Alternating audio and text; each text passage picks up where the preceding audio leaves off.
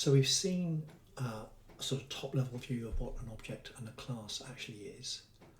How do we actually create a class that we can use inside our programs? Well, the syntax in PHP looks like this. There's a reserved word class name.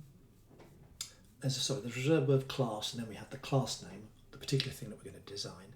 And underneath that, we'll have a number of properties and a number of functions that actually describe the template, the design of what that particular class actually is. Let's do the person class. So from the previous slides, you will have seen that we've got first name, last name, and age. Now, the way that this is declared in PHP is that there's a reserved word class. So we go class, then the name of the class, and in this instance, I'm going to declare a person class. Remember the capital P here. And then we have braces, and those braces will wrap up the whole design of the class. So you can see that at the top and the bottom of the slide. And then first up come the properties, come up the bits of data that we can actually embed inside the person. So we use the reserved word var, and then we just have a list of the names of the bits of data that we're going to be able to save inside the class. So in this instance, we've got first name, last name, and age. So there are the properties for the person class, first name, last name, and age. Next up come the methods, and we've got three get methods and three set methods. And if you remember what they do, they're not always like this, but typically they are in pairs. So they're sort of get and set for each of the attributes that we have. So get and set first name, get and set last name, get and set age. So here are the gets. Now if you remember, what get does is get enables us to pass information out of the object. So the way that they work is each of them is written as if it was a function, and it is a function. So function get first name, function get last name, function get age. And what we do is we have this notation here. Inside the class itself, if we want to refer to items that are inside the class, in other words, bits of data or the other functions, there's this special word $this. And what that does is that sort of points to the containing object itself. So it's sort of self-referential. So we go this arrow first name. This arrow first name will actually give us a link, give us a pointer to first name. It will actually produce that bit of data, whatever first name actually is. So what's this function going to do? We're going to call get first name, and that's going to pull some data out. It's going to pull out the first name.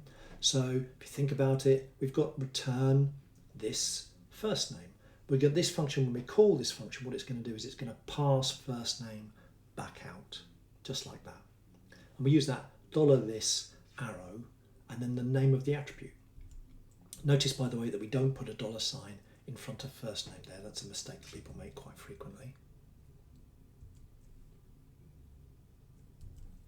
So you could imagine when we call this function, for example, if we were going to call first name, and of course it doesn't work like this, but you could imagine what actually happens is it would return Homer back out. Now we've got three get methods, and they'll look exactly the same. What about the set methods? Now, if you think about what set does, set is used to push values into the object. So what we'll have is, for example here, set first name. So we will have an attribute, new name, so that will contain the value for the first name that we're pushing into the object.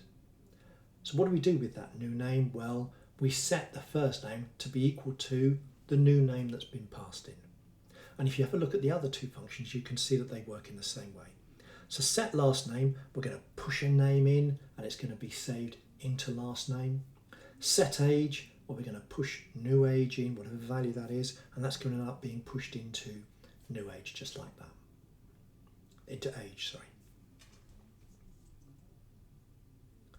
So when we actually call the set first name method, we'll give it a value, and that will get passed into the function. So you could sort of visualize new name here being replaced by the data that we're actually pushing in. And of course what happens then is that Homer is then pushed into the first name attribute of this object. First name takes the value Homer. Now, in the examples that I'm showing you, set and get are the interface. They're the way that we actually push information into the object and pull it out of the object. And if you code your objects and your classes properly, then you're using an interface here, this notion of a set and the get functions to push information in and pull it out. And that's called encapsulation. The only way that you should really access bits of data inside the object is to use those set and get pairs. Now, you may have noticed that you could actually go my person arrow age, and you could push a piece of data directly into the object. You shouldn't really do that, because what you're really doing there is you're sort of allowing yourself the luxury of having knowledge of how the actual internals of the class and the object are set up.